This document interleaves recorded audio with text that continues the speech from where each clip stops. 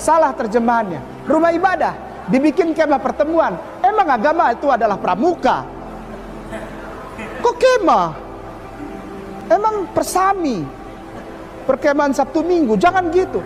Ini bahasa aslinya tabernakel, rumah ibadah.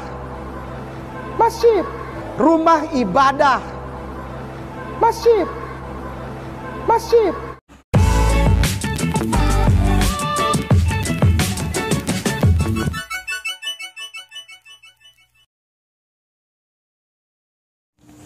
Shalom saudaraku, salam damai sejahtera di dalam kasih Kristus. Berjumpa lagi dengan saya. Di Juli kita akan belajar berapologetika bersama-sama di channel ini. Ngomongin tentang mualaf, apalagi Ustadz Kainama dan Aristo, nggak akan pernah ada habisnya ya. Kapan mereka ini bisa sembuh dari sakit ini ya? Jadi, kali ini dia ngawur sekali Ustadz Ahmad Kainama dan Aristo. Mengatakan bahwa orang Israel itu ibadahnya di masjid dan mengelilingi Ka'bah. Aduh, ini cerita dari mana lagi? Kok bisa ada orang sampai kayak gini menafsirkan Alkitab? Sebelumnya, mari kita bersama-sama melihat video berikut ini. Sambung. Ini ganti 30. Cepat ini. Ini Kainama cepat ini. 30 20 30 20 20 ya 20 udah tampilkan. Apabila mereka masuk ke dalam kemah pertemuan, salah terjemahannya. Rumah ibadah dibikin kemah pertemuan. Emang agama itu adalah pramuka? Kok kemah? Emang persami, perkemahan Sabtu Minggu? Jangan gitu. Ini bahasa aslinya tabernakel, rumah ibadah. Masjid, rumah ibadah. Masjid, masjid. Benarkah kemah pertemuan ini adalah masjid dan orang-orang Israel pada waktu itu beribadah di dalam masjid? Kok ya ada ya orang yang ngelantur kayak gini ya? Sakit kok nggak sembuh-sembuh. Nah, mari kita bersama-sama melihat di dalam Alkitab. Jadi, apakah benar yang disampaikan oleh Ustadz Kainama ataukah hanya ngelantur atau berbohong? Kasihan orang-orang yang dibohongi oleh dia ini ya. Jadi, kemah pertemuan itu adalah tempat di mana orang-orang Israel beribadah kepada Tuhan. Sentralnya, pusatnya, peribadahan orang-orang Israel. Jadi di sana mereka beribadah, mereka juga meminta petunjuk kepada Tuhan dan juga mempersembahkan korban. Nah, kemah pertemuan ini luasnya, ukurannya, bahan-bahannya semuanya diatur dan ditentukan oleh Tuhan. Jadi orang-orang Israel harus membangun kemah pertemuan berdasarkan yang Tuhan sudah tetapkan. Mari kita melihat di dalam Keluaran pasal 26 ayat 1 sampai 37. Jadi nanti Bapak Ibu silahkan baca di rumah masing-masing ya. Saya tidak membaca secara keseluruhan. Kemah suci itu haruslah kau buat dari 10 tenda, dari lenan halus yang dipintal benangnya, dan dari kain ungu tua, kain ungu muda, dan kain kirmisi. Dengan ada kerupnya, buatan ahli tenun, haruslah kau buat semuanya itu. Panjang tiap-tiap tenda haruslah 28 hasta, dan lebar tiap-tiap tenda 4 hasta. Segala tenda itu harus sama ukurannya. Jadi ini adalah tempat ibadahnya orang-orang Israel, yaitu kemah atau tenda. Dari bahasa Latinnya adalah tabernakulum. Biasanya dalam bahasa Indonesia disebut dengan tabernakel, yang berarti kemah atau tenda.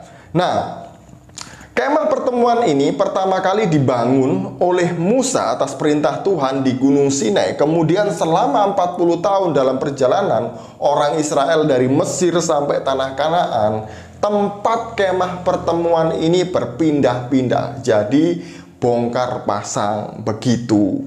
Nah, kemudian dalam kemah pertemuan atau kemah suci diletakkan juga tabut perjanjian. Jadi kemah pertemuan itu ada dua ya, tempat Maha Kudus dan tempat kudus. Kemudian ada tempat pelataran, yang di dalam pelataran itu ada mezbah, yang nanti akan saya jelaskan tentang mezbah ini. Dan tempat tabut perjanjian ini adalah di dalam ruang Maha Kudus. Jadi begitu ya letak tenda. Dan kemudian juga ada tempat mezbah untuk ukupan. Tentang mezbah ukupan juga saya jelaskan di nanti saya juga akan membahas tentang mezbah yang disampaikan oleh Ustadz Ahmad Kainama. Dan tidak semua orang boleh masuk ke dalam mezbah ini, kemah pertemuan atau kemah suci. Kenapa? Karena yang ditunjuk atau ditentukan, ditetapkan oleh Tuhan untuk masuk dalam kemah pertemuan ini hanyalah orang-orang Lewi atau para imam. Jadi para imam inilah yang akan melaksanakan ibadah di sana. Tidak sembarang orang boleh masuk. Jadi imam-imam ini yang dikhususkan oleh Tuhan untuk mengatur semua upacara yang ada di dalam kemah pertemuan tadi itu ya, termasuk mempersembahkan korban. Jadi beda antara masjid dengan kemah pertemuan. Masjid siapa saja boleh masuk, laki-laki, perempuan, besar, kecil boleh masuk, imam orang biasa boleh masuk. Tapi kemah pertemuan tidak begitu. Sekali lagi, yang boleh masuk hanya imam. Lalu Pak Ustadz, persamaannya di mana? Dan itu pun tidak sembarang imam boleh masuk. Hanya imam yang sudah menguduskan dirinya, sudah berpuasa, bisa masuk. Kalau imam ini tidak kudus, kemudian dia masuk dan melakukan atau memimpin ibadah, dia mati saat itu juga. Oleh karena itu, zaman dulu setiap imam yang bertugas di dalam kemah pertemuan, kakinya diikat dengan tali dan diberikan gemerincing atau lonceng. Jadi bisa ketahuan, orang yang di luar bisa mendengar. Kalau berjalan berbunyi kerincing-kerincing, oh itu tandanya imam ini kudus dan dia masih hidup. Kalau tidak berbunyi, maka orang-orang di luar akan menarik dengan tali supaya imam itu bisa keluar. Karena tidak satupun orang berani masuk kecuali orang yang sudah ditentukan untuk memimpin ibadah pada waktu itu. Sekali lagi, masjid dengan kemah pertemuan beda, bos. Beda, standarnya juga beda. Istilah masjid juga baru ada kapan?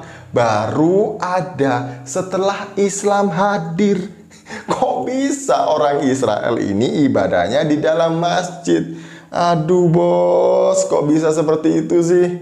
Kemudian yang kedua, video yang kedua juga tidak kalah aneh dan nyelenehnya, di mana Ustadz Ahmad Kainama ini mengatakan bahwa Raja Daud rindu mengelilingi Ka'bah. Nah ini lagi ya, kok bisa Raja Daud ingin mengelilingi Ka'bah? Orang-orang Israel ibadahnya mengelilingi Ka'bah katanya. Sebelumnya mari kita melihat video kedua. Siap Ustaz. Aku membasuh tanganku tanda tak bersalah, lalu berjalan mengelilingi mezbahmu ya Tuhan. Oke. Pada saat Nabi Daud menuliskan hal ini adalah untuk seluruh orang Yahudi turun temurun. Ya, sekali lagi, ini adalah salah satu tata ibadah yang tertinggi, yaitu mengelilingi mezbahmu ya Tuhan. Pada saat Nabi Daud atau Raja Daud menuliskan hal ini, di Yerusalem belum ada bait Allah. Sekali lagi, di Yerusalem belum ada bait Allah. Di Yerusalem itu baru ada tenda peninggalan Nabi Musa bersama tabut perjanjian yang ditinggalkan, ditaruh oleh Daud 6 mil dari Yerusalem. Nama kotanya Nob, N-O-B, Nob. Atau sekarang dikenal dengan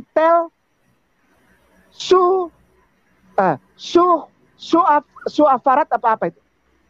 Nob, di Nob. 6 mil dari Yerusalem. Belum ada. Kok dia ngomong tentang mezbahmu? Mezbahnya belum ada. Ini keliling di mana ini orang-orang ini selama ini? Betul. Mengelilingi apa? Karena di Yerusalem belum ada. Pada saat ini ditulis belum ada. Yang ada tabernakel. Sorry. Nah, rindu? Oke. Rindu Mazmur kepada 80. kediaman Allah. Bahasa aslinya Baitullah. Baitullah. Bait Allah. Maka itu kita sering dengar orang Kristen bilang bait Allah ya. Iya. Dia rindu bagaimana orang bait Allahnya belum ada. Betul. Yang membangun bait Allah itu Salomo, putranya. Karena Tuhan nggak mau Raja Daud bangun. Di dalam kitab 2 Samuel ditulis, ya Tuhan, aku akan membangun bait bagimu. Lalu Tuhan menyuruh Samuel bilang kepada Raja Daud, masakan kamu yang bangun rumah bagiku? Anakmu Salomo yang nanti akan bangun rumah bagiku. Jadi pada saat ini ditulis, bait Allah belum ada. Nah dia kemana? Gitu. Pertanyaannya ini orang kemana ini? Bait Allah yang di mana? Di video yang kedua ini nampak sekali kengawuran dan kebohongan Ustadz Ahmad Kainama. Karena katanya dia kan lulusan Israel. S2 atau S3 ya, saya lupa itu. Tapi yang penting dia mengaku lulus dari Israel. Tapi mezbah aja dia nggak tahu. Bait Allah aja dia nggak tahu. Gimana dia bisa lulus dari Israel? Dia baca kota Nob aja salah. Dalam bahasa Ibrani, huruf B itu tidak dibaca B, tapi dibaca V. Jadi Nob dibaca dengan Nov. Ini kan kelihatan ya, ngawur-ngawur, kelihatan bohong banget di sini. Nah, benarkah Daud berjalan mengelilingi mezbah? Dulu itu mezbahnya nggak ada. Lalu apa yang dikelilingi Daud pada waktu itu dan orang-orang Israel juga? Jadi apakah itu kemungkinan Baitullah kata tadi itu, yaitu Ka'bah? Ya, padahal ceritanya tidak seperti itu di dalam Mazmur 26 maupun 84. Kata mezbah berasal dari kata Ibrani misbeah yang berarti tempat korban persembahan. Jadi di dalam mezbah itulah orang-orang Israel melalui perantaraan imam mempersembahkan korban binatang kepada Tuhan. Nah, mezbah memang pada umumnya dipakai untuk mempersembahkan korban, tapi dalam praktiknya ada 2 mezbah, yaitu mezbah untuk ukupan yang letaknya di dalam kemah pertemuan dan mezbah untuk korban persembahan yang letaknya di luar atau di depan kemah pertemuan. Jadi itu yang benar tentang mezbah. Kalau mezbah belum ada pada waktu itu ngawur. Pada waktu itu mezbah sudah lazim digunakan oleh orang Israel untuk mempersembahkan korban kepada Tuhan. Contoh, Nuh setelah air bah surut, dia mendirikan mezbah untuk mempersembahkan korban bakaran kepada Tuhan. Kemudian Abraham juga mempersembahkan korban kepada Tuhan di atas mezbah. Kemudian juga Musa melakukan hal yang sama. Mezbah aja nggak tahu kok ngaku-ngaku lulusan Israel. Gimana ini orang? Kemudian bait Allah juga belum ada katanya. Bait Allah dari kata bait Elohim yang artinya bait itu rumah, Elohim itu Tuhan, artinya rumah Tuhan. Sebelum bait suci dibangun oleh Salomo, Tuhan tinggal dan berdiam di tengah-tengah orang Israel itu di dalam kemah pertemuan. Inilah rumah Allah, di mana Allah tinggal, Allah hadir, Allah berdiam di tengah-tengah orang Israel. Karena di situ ada tabut perjanjian, bukan Baitullah yang mengarah kepada Ka'bah. Nggak nyambung, jaga sembung bawa golok lagi ini. Jadi hal-hal gini ini ngawur ya. Padahal Alkitab ngomong apa, dia tafsirkan apa dan kemana. Yang jeluntrungannya apa? Yang garisnya itu kalau ditarik itu juga nggak nyambung. Padahal kalau kita melihat sejarah di dalam buku Islam in Light History ini, tulisan Dr. Rafat Amari di halaman yang ke-91. Dr. Rahmat Amari melalui tulisan-tulisan sejarawan Romawi dan Yunani, dia menyimpulkan bahwa melalui tulisan-tulisan sejarawan itu Ka'bah baru dibangun pada abad ke-5. Sekali lagi ya, ini bukan kata saya, tapi kata buku Islam in Light of History, tulisan Dr. Rafat Amari. Saya akan membacakan halaman 91. Kuil Ka'bah dibangun di abad ke-5 Masehi oleh Tuba, ketua Himyarid dari Yaman. Akan tetapi, suku Quraisy sama seperti suku Arab lainnya terus melakukan ziarah 2 kali setahun ke kuil utara. Nah, kata hajj berarti ziarah atau haji. Dalam buku ini disampaikan bahwa melalui data-data sejarawan Romawi itu Ka'bah Mekah belum ada sampai abad ke-4 Masehi itu belum ada. Bahkan Ka'bah baru dibangun abad ke-5 Masehi. Saya lanjutkan. Ka'bah di Mekah merupakan bagian dari sistem agama yang mengandung banyak Ka'bah-Ka'bah lain di Arabia, dan semuanya tergabung dalam satu ibadah bintang Arabia. Jadi di Arabia, di semenanjung Arab pada waktu itu banyak Ka'bah-Ka'bah yang lain, bukan hanya satu di Mekah saja. Karena setiap suku, setiap wilayah itu ada Ka'bahnya, tempat pemujaan berhala pada waktu itu. Lanjut halaman 92. Di zaman pra-Islam, pra-Muhammad, nama Ka'bah diberikan kepada semua kuil agama keluarga dewa bintang Arabia. Ka'bah juga termasuk. Setiap Ka'bah memiliki bentuk kotak yang sama dengan struktur bagian dalam yang sama seperti Ka'bah di Mekah. Contohnya, setiap kuil punya sebuah sumur di mana persembahan diletakkan. Setiap kuil juga punya sumur berisi mata air yang menyediakan air untuk ibadah haji. Di Mekah, sumur ini dinamakan Zam-Zam. Unsur utama semua kuil Ka'bah itu adalah batu-batu hitam. Batu-batu ini adalah batu-batu meteor yang ditemukan orang-orang Arab dan dianggap keramat. Jadi batu-batu itu ditemukan. Jika batu-batu itu ditemukan, maka sebuah kuil akan dibangun di tempat itu. Dengan demikian, setiap Ka'bah memiliki batu hitam yang dijunjung tinggi sebagai dewa yang mewakili keluarga bintang. Para peziarah datang ke berbagai Ka'bah untuk melakukan tata cara ibadah yang sama yang dilakukan umat Muslim di Mekah. Contohnya, para pria dan wanita memakai baju khusus yang bergerak mengelingkari batu hitam. Kuil-kuil Ka'bah ini berasal dari Yaman dan dibangun untuk menyembah keluarga bintang. Hilal, dewa bulan, dan sang ayah, dan Elat, dewi matahari adalah istrinya. Ka'bah tersebar di seluruh Arabia setelah berbagai suku Yaman melakukan emigrasi atau imigrasi ke arah utara. Suku Qusa'ah datang dari Yaman di abad kedua Masehi ke daerah di mana Mekah kemudian dibangun, yaitu di abad keempat Masehi. Jadi inilah cerita tentang Ka'bah dan Mekah yang baru dibangun pada abad keempat Masehi. Jadi di batu hitam itu juga sudah dibangun, sudah disembah oleh orang-orang Arab Pagan pada waktu itu menurut buku ini, dan itu adalah meteor. Menurut buku ini, saya hanya membaca buku ini. Bapak Ibu bisa download PDF-nya di Google ada, cari buku Islam in Light of History tulisan Dr. Rafat Amari, nanti akan muncul PDF-nya ya, silahkan dibaca sendiri. Kalau enggak ya silahkan beli bukunya. Jadi sekian dari saya menanggapi kengawuran Ustadz Ahmad Kainama dan Ustadz Aristo. Apa yang dikatakan semuanya itu salah dan ngawur. Sekian, semoga ini mencerahkan dan mencerdaskan kita. Shalom, salam waras, Tuhan Yesus memberkati.